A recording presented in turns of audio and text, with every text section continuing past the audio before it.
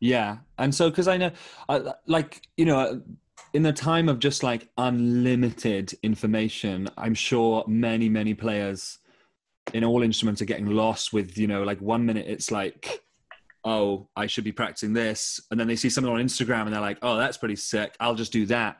And so like they're bouncing from all these places. How would you navigate that? How do I navigate it, or what, how does Yeah. Or one? maybe both. How does one and how do you? I mean, I feel like I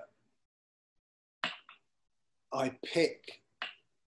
I've got a clear sense of what I want to be as a drummer, and that it might be learning an electronic trap beat and wanting to know how to play that with the fucking mental hi-hat pattern and the same swagger in the pocket. So I'll learn, you know, Denzel Curry fucking hip hop beat, and I'll learn how to do it because it's a nice, interesting challenge. I also want to know how to build it later. But how do I navigate it? I've got my, you know, few things that I really like, and I just want to get better at them. So there's a tiny bit of jazz, you know, I might play along to Miles Davis. I'll play along to a bit, you know, if I'm going to be, all right, let's just have a jump around the vibe. Bit of Miles Davis, bit of fucking bizarre country music, you know, some And so fucking following your Zeppelin. passions, right? Follow your passions and, you know, and just get a vibe, try and get a vibe with the music, play along to it. You know, I tell you, the Jeff Buckley drummer, what's his name? He plays with St. Vincent now. But there was a point, and I think that's this, I copied that album Grace, all the drums from that. I just loved it.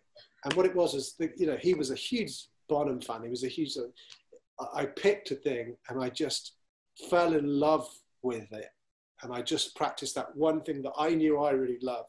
And now, still now, I'm throwing in these odd little tom things. It's all from 20 years ago.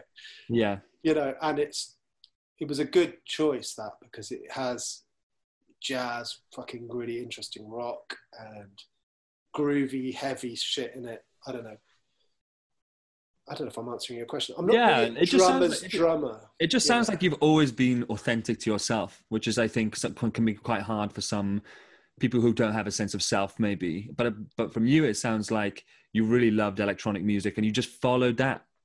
And it wasn't like you set out and you were like, oh, there's this girl called Lana Del Rey and I'm going to go and play for her. It was more they came to you because they saw that you were authentic, right? Yeah, they wanted someone who could twat the drums sufficiently as well, which, you know, I drum like a maniac in Repairman, although it happened to be beats in it, and they knew I had that bit.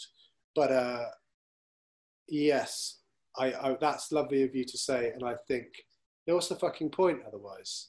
Right. You know, it's such a hard industry. I feel like the good shit comes from when you're